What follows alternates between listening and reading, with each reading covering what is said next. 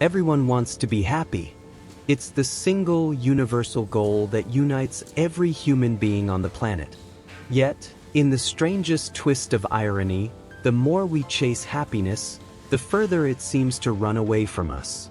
The harder we try to feel good, the emptier we somehow become. It's like trying to hold water in your hands. The tighter you grip, the faster it slips through your fingers. We live in a world obsessed with happiness, motivational quotes, influencers promising 10 steps to joy. But underneath that shiny pursuit lies a deep, quiet truth. The pursuit itself often becomes the prison. When we measure our lives only by how happy we feel, we start fearing sadness, avoiding discomfort, and pretending that pain doesn't exist. And in that pretense, we lose our depth. Real happiness, the kind that hums beneath the surface, doesn't come from pursuit. It comes from presence, from being fully human, with all the chaos, contradiction, and imperfection that comes with it. So maybe the paradox of happiness isn't about finding more reasons to smile, but learning to stop chasing the feeling and start living the moment. The first paradox of happiness is that the more we want it, the more it escapes us.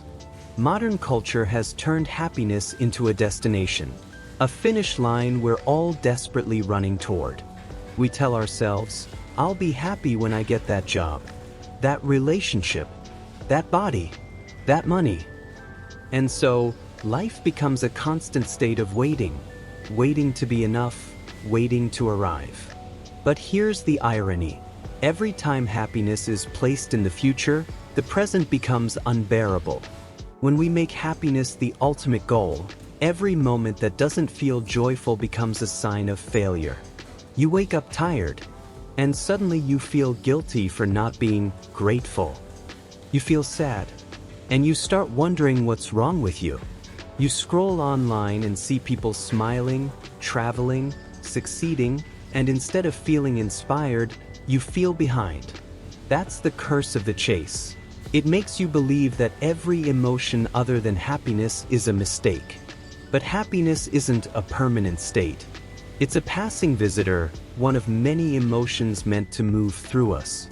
When we demand that happiness stays forever, we create the very conditions for anxiety.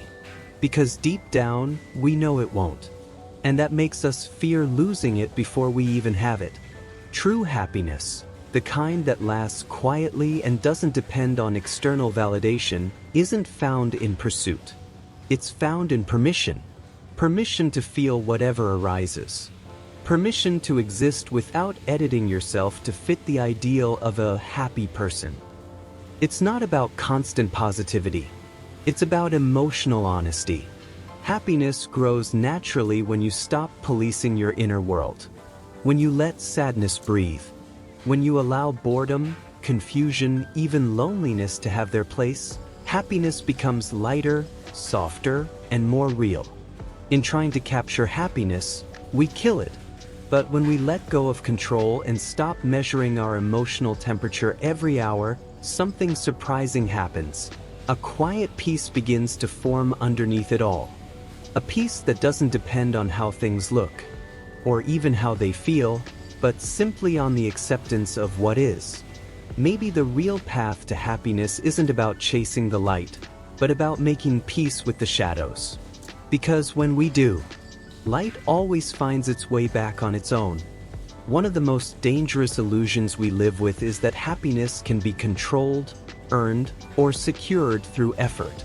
We treat it like a reward for good behavior, a medal we receive once we've done everything right. We tell ourselves, if I work hard, stay positive, eat clean, read the right books, and think the right thoughts, I'll finally be happy. But here's the paradox. The more you try to control happiness, the more fragile it becomes. Because happiness that depends on everything going right collapses the moment life goes wrong. And life always goes wrong, sometimes beautifully so. People who chase controlled happiness become prisoners of perfection. They can't rest because rest feels lazy. They can't cry because sadness feels like weakness. They can't stop trying because stopping feels like failure. Their inner world becomes a dictatorship where only positive emotions are allowed to exist. But no soul can thrive under censorship, not even yours. The truth is, happiness was never meant to be controlled. It was meant to be experienced. Like a breeze that passes through an open window. Not something you can grab or bottle. The moment you try to capture it, you stop feeling it. Because control and happiness speak different languages. One demands certainty, the other thrives on freedom. You don't find happiness by fixing life into a perfect shape. You find it when you let life be its chaotic, unpredictable self. And still say, I can live with this. You find it when you stop chasing the high of constant satisfaction and start cultivating the calm of acceptance. When you stop controlling happiness, you also stop fearing unhappiness. You realize that both states are just waves in the same ocean. One lifts you up, the other pulls you under. But both remind you that you're alive. In the end, happiness doesn't come from the things that go right. It comes from the courage to stay open even when things go wrong. To laugh while your plans fall apart. To love while knowing it might not last. To trust that even the darkest seasons are preparing you for light. When you stop trying to manipulate life into happiness, happiness becomes the natural side effect of living truthfully. Not a goal. Not a trophy. Just a quiet whisper saying, you're here. You're human. And that's enough. There's a strange silence that comes when you stop chasing happiness. At first, it feels like emptiness, like something's missing.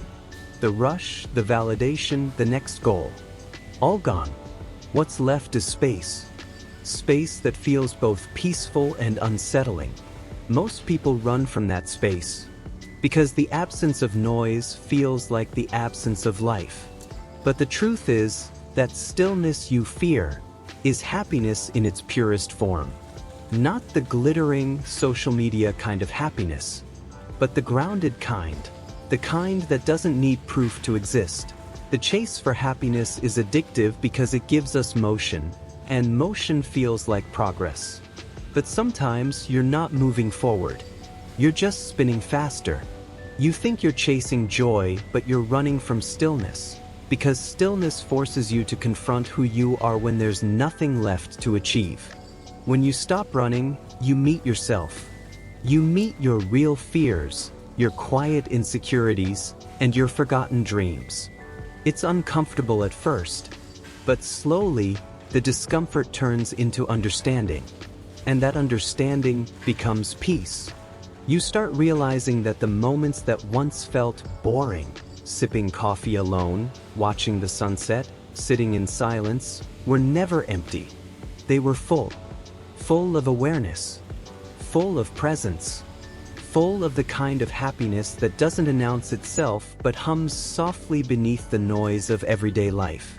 This is the paradox. The happiness you were chasing was hiding in the pauses you kept avoiding. It was never in the next milestone, the next purchase, the next validation. It was always in the moment you stopped trying to be more and allowed yourself to just be. Because the deeper truth is, happiness is not something you create, it's something you uncover. It's been there, quietly waiting behind the distractions, the ambitions, the comparisons. And it reveals itself only when you stop chasing it long enough to notice it was never gone. The peace you mistake for emptiness is the home your soul has been longing for. It doesn't shout. It doesn't thrill. It doesn't demand your attention. It simply waits, patiently, faithfully, for you to stop running and return. So maybe the key to happiness was never about chasing, earning, or finding it. Maybe it was about remembering how to listen to life again, without the noise, without the hunger, without the need to label every feeling as good or bad. Maybe real happiness is the silence that remains after the storm of wanting has passed. So, maybe happiness isn't meant to be chased at all. Maybe it's like a shadow. The more you run toward it, the further it slips away. But when you stop, when you breathe, when you let the world move without trying to control it, it quietly returns and stands beside you again. The paradox of happiness is that it's both everywhere and nowhere. It hides behind small moments, beneath laughter, between tears. It lives in the heartbeat of now, not in what's next. And the harder you try to be happy, the more you remind yourself that you are not. But when you let go of the chase, when you stop performing joy and start living honestly, happiness no longer feels like something distant. It becomes the natural rhythm of being alive. Because happiness isn't about fixing your life, it's about noticing it. It's not about reaching the peak, it's about realizing you were already standing on sacred ground all along. So the next time you find yourself chasing happiness, stop. Let silence speak. Let stillness hold you. You might just realize, happiness was never lost. You were simply running too fast to see it.